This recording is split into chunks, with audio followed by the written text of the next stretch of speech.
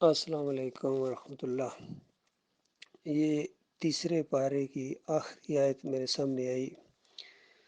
کافی دیر سے میں اس کے اوپر سوچ رہا ہوں اور میرا دل چاہا کہ اپنے بھائیوں تک اور دنیا والوں تک یہ پیغام پہنچاؤں۔ یہ بہت ہی رک کے ٹھہر کر غور و فکر کا یہ مقام ہے۔ فرمایا اعوذ باللہ من الشیطان الرجیم بسم اللہ الرحمن الرحیم ان الذین کفروا وماتوا وهم کفار فلن يقبل من أحدهم مل الأرض ذهبا ولا افتدى أولئك لهم عذاب أليم وما لهم من ناصرين۔ فرمایا جو کوئی کفر اختیار کرے اور زور دے کے کہا گیا نہیں، یقین رکھو اس بات کے اوپر، یہ بالکل پکی اور آخری بات ہے کہ جن لوگوں نے بھی کفر کا راستہ اختیار کیا اور کفر ہی کی حالت میں جان دی، ان میں سے کوئی اگر اپنے آپ کو سزا سے بچانے کے لیے، یعنی جو اس کو سزا ملنے والی ہے دوسری زندگی میں، مرنے کے ساتھ جو شروع ہو جاتی ہے اور پھر قیامت کے بعد اس میں شدت آئے گی، اس سے بچنے کے لیے زمین بھر کر بھی سونا فدیہ میں دے تو اسے قبول نہ کیا جائے گا۔ پوری زمین سونا، اللہ کے بندوں غور کرو، یہ بڑے بڑے پہاڑ، اس میں بڑے بڑے ریگستان، بڑی بڑی زمینیں، کتنے پتھر لوہے، سارا یہ پوری زمین سونا بنا کے اگر اس کے ہاتھ میں پکڑا دی جائے اور پھر اس کو کہا جائے، یا یہ خود سمجھے کہ اتنی زمین میں دے کے سونا میں اس عذاب سے بچ جاؤں جو آج اس کو ملنے والا ہے، تو مالک فرماتا ہے ہرگز اس سے قبول نہ کی جائے گی، بلکہ پوری زمین سونے کے ساتھ گویا اس کو جہنم کی آگ کے اندر ڈال دیا جائے گا۔ یہ تو چاہیے ہی نہیں، یہ کیا اللہ تعالیٰ کرے گا؟ اللہ تعالیٰ تو ایک اشارے کے اوپر، ایک لمحے کے اندر اس پوری کائنات کو سونا بنا دے، وہ اس پر بھی قادر ہے۔ اس جیسی کروڑوں خربوں کائناتیں اور بنا کے ان کو سونا بنا دے ایک صرف کن کہنے سے، تو وہ تمہاری زمین برابر سونا تو کیا کرے گا اللہ تعالیٰ؟ اس نے ایک چیز مانگی تھی، ایمان خالص، توحید کا اقرار، اقرارم باللسان و تصدیقم بالقلب۔ یعنی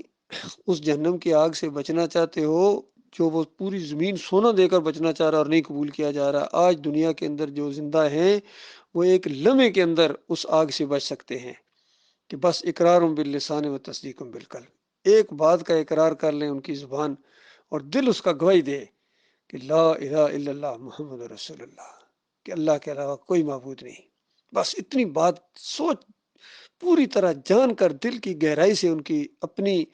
سوچ کا یہ نتیجہ ہو، پوری بصیرت کے ساتھ، یہ نہیں کہ کسی کے کہنے کی وجہ سے یا کسی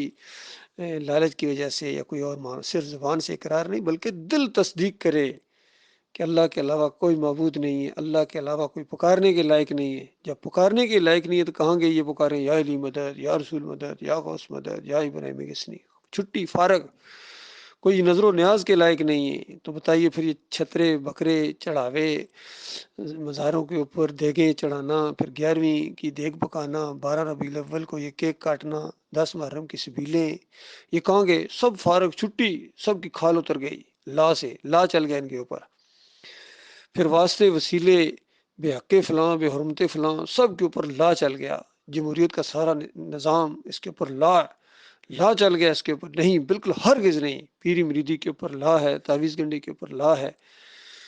ہر کفر کے اوپر، ہر مورتی کے اوپر، ہر جھنڈے کے اوپر، ہر گمبد کے اوپر لا چل گئی۔ تو بتاؤ پیچھے کیا رہ گیا؟ پیچھے صرف اللہ رہ گیا، الا اللہ، سوائے اللہ کے، باقی سب جھوٹ ہے، بکواس ہے اور شیطانی چیزیں ہیں، ساری چیزیں شیطان کا ہی جال ہے۔ اس کو جو سمجھ گیا آج پورے شعور کے ساتھ اور دل کی گہرائی سے اس نے یہ کلمہ پڑھا اور اقرار کیا کہ میرا معبود صرف اللہ ہے، میرا داتا، میرا دستگیر، میرا مشکل کشا، میرا حاجت روا، بغیر واسطے وسیلے اور بحق فلاں کے براہ راست سننے والا پکار کو، توکل کے لائق، بھروسے کے لائق صرف ایک اللہ ہے۔ اور اب طریقہ وہ چلے گا جو محمد صلی اللہ علیہ وآلہ وسلم نے اختیار کیا اللہ کے حکم سے۔ اللہ تعالیٰ نے اس کتاب کے ذریعے نبی علیہ السلام کی ہدایت فرمائی، رہنمائی فرمائی، اور اس کے سب سے پہلے وہ خود ماننے والے تھے، اسی کے اوپر چلنے والے تھے۔ اسی کتاب نے عربوں کو اٹھایا تھا اور پوری دنیا میں جو یہ دعوت پھیلی، مسلمان یہ ممالک بنے، یہ اس کتاب کی وجہ سے تھے۔ اس کے بعد تو انہوں نے وہ یعنی کتنے ملک گنوا دیے، اور اب اس کتاب کو بالکل انہوں نے اپنی کتاب سے اپنے ہر جگہ سے بالکل پیچھے پھینک دیا، جس طرح یہود و نصارہ نے پھینکا تھا۔ تو جس طرح یہود و نصارہ کے ساتھ اللہ تعالیٰ نے پھر سختی کی، اسی طرح ان کے اوپر بھی عذاب کے کوڑے برس رہے ہیں، لیکن ابھی اللہ نے ذرا ہلکا ہاتھ رکھا ہوا ہے ان کے اوپر۔ تو ان کو موقع دیا جا رہا ہے، بار بار ان کو احساس دلایا جا رہا ہے کہ یہ بات آج مان لو، اور اگر یہ بات نہ مانی، پھر اگر تم حافظ قرآن ہو، مجاہد اعظم ہو، قائد اعظم ہو، قائد ملت ہو، وزیر اعظم ہو، صدر مملکت ہو، چیف آف آرمی سٹاف ہو، جو بھی ہو، جرنیل ہو، جو بھی ہو، بڑے بڑے دانشور ہو، دولت مند ہو، اگر یہ بات تم نہیں مانتے ہو پوری طرح، اور ایک شرک کا کونا بھی تمہارے اندر رہ گیا، یشرک باللہ شیئن دخل النار، جس کے اندر معمولی شرک رہ گیا اور اس کی موت آ گئی تو وہ آگ کے اندر اتر گیا۔ اس سے پہلے جتنے گزرے ہیں ان کی کتابیں بھری پڑی ہیں شرک اور کفر سے، معمولی شرک نہیں تھے ان کے اندر، خدائی کے دعوے تھے۔ عبد القادر جیلانی کی کتابیں پڑھو، فتوی الغیب پڑھو، غنیت الطالبین پڑھو، فیوز یزدانی پڑھو، امام غزالی کی نسخہ کیمیا پڑھو، اور مجدد الفسانی کے یہ مکتوبات پڑھو، محی الدین چشتی کے ملفوظات پڑھو، گولڑے والے کی یہ پڑھو، تحریریں پڑھو، ان پیروں کی کہانیاں سنو، کسے تبلیغی نصاب پڑھو، فیضان سنت پڑھو، جو بھی ہے کوئی ایک کتاب دکھا دو جس کے اندر شرک نہ ہو۔ دعوت القرآن پڑھو، تفہیم القرآن پڑھو، اس کے اندر بھی کہیں نہ کہیں شرک کے ذرا ہلکے انجیکشن دیے ہیں، لیکن رسائل و مسائل اسسوم کے اندر کھل کے کفر شرک بیان کیا ہے مودودی صاحب نے۔ اور ڈاکٹر اسرار اور وحدت الوجود صرف لکھو گوگل کے اوپر یا یوٹیوب پر، سورا ان کا شرکیہ جو واقعات ہیں وہ آپ کے سامنے آ جائیں گے۔ علی انجینئر کو دیکھو، کہتا ہے میں ان مشرکوں کو چندے دیتا ہوں، ان کے پیچھے نمازیں پڑھتا ہوں، فخر سے بیان کر رہا ہے جو اللہ تعالیٰ کے دین کا انکار ہے، اس کو یہ فخر سے بیان کر رہا ہے۔ تقی عثمانی کو سنو، طارق جمیل کو سنو، طاہر القادری کو سنو، فضل الرحمان کو سنو، قاری خلیل الرحمان کو سنو، منور سلطان کو سنو، جس کو بھی سنو گے ایک ہی رنگ ہے، کہیں نہ کہیں شرک کے ساتھ ساز باز ہے، اندر و اندر کوئی ملاپ میں رکھے ہوئے اور کوئی اوپر سے کھل کے سامنے آ گیا ہے۔ تو اللہ کے بندو، یہ وہ لوگ ہیں کہ یہ زمین بھر سونا، کیا ہزار کروڑیں زمینیں اتنی وہ سونے کی اگر اللہ کو دے دیں اور ایمان حاصل کرنا چاہیں، وہاں جا کے یہ نہیں ملے گا اللہ کے بندو۔ جو شرک اور کفر کے اوپر مر گئے وہ تو گئے، فرق ہو گیا، اب کوئی تلافی کا موقع نہیں ہے قیامت تک کے لیے، جب تک اللہ کی عدالت قائم نہیں ہوتی، ان کے ساتھ ہمارا بغض ہے، دشمنی ہے، اور وہ ہمارے دشمن ہیں، ہم ان کے دشمن ہیں جنہوں نے ہمارے مالک کی کتاب کو پیچھے کر کے اپنی بات چلائی ہے۔ باقی جو زندہ ہے ان کے لیے تلافی کا موقع ہے، اگر خالص توبہ کر لیں تو مالک بڑے سے بڑے کافر اور مشرک کو بھی معاف کرنے کے تیار ہے۔ مالک نے تو فرعون کو یہ آفر پیش کی تھی، یہ پیکیج دیا تھا کہ فرعون کو جا کے کہو کہ کیا تو بالکل پاک ہونا چاہتا ہے، اندازہ لگائیے کتنے بچے اس نے قتل کیے تھے، اس سے بڑا کوئی گناہ کا تصور کر سکتا ہے؟ کتنا بڑا کافر و مشرک تھا اور ظالم تھا، اور کتنے گناہوں کے بعد مالک اس کو بھی پیکیج دے رہا ہے کہ اس کو جا کے بتاؤ اس سرفرے کو، کیا تو بالکل پاک ہونا چاہتا اور میں تمہاری رہنمائی کروں اللہ رب العالمین کے راستے کی طرف؟ لیکن وہ بفر گیا، اکڑ گیا۔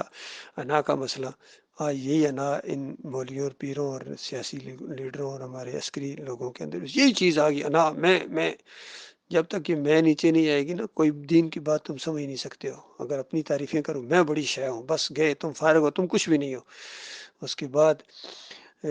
ذلت اور خواری تمہارے حصے میں آئے گی دنیا میں بھی، اور آگے جا کے بڑا شدید خوفناک انجام ہے۔ اللہ کے بندو، اس شرک سے نکلو، دیوبندیت سے نکلو، بریلوی سے نکلو، اہل حدیثیت سے، سلفیت سے، صوفیزم سے، سارے مسلک یہ شیطانی مسلک ہیں،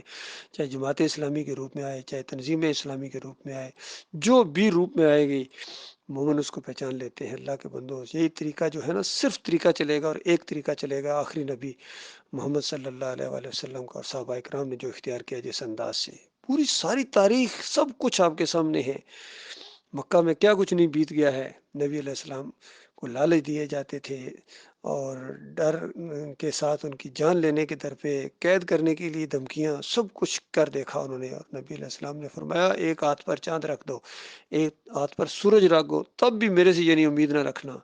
یا میری جان جائے گی یا یہ دین غلبہ پکڑے گا، میں اس مشن سے پیچھے نہیں ہٹ سکتا ہوں جو میرے مالک نے مجھے، کیونکہ اللہ کا حکم ہے، یہ کوئی اپنا اجتہاد یا تحقیق نہیں ہے۔ دین کی بات، دعوت توحید، دعوت اللہ،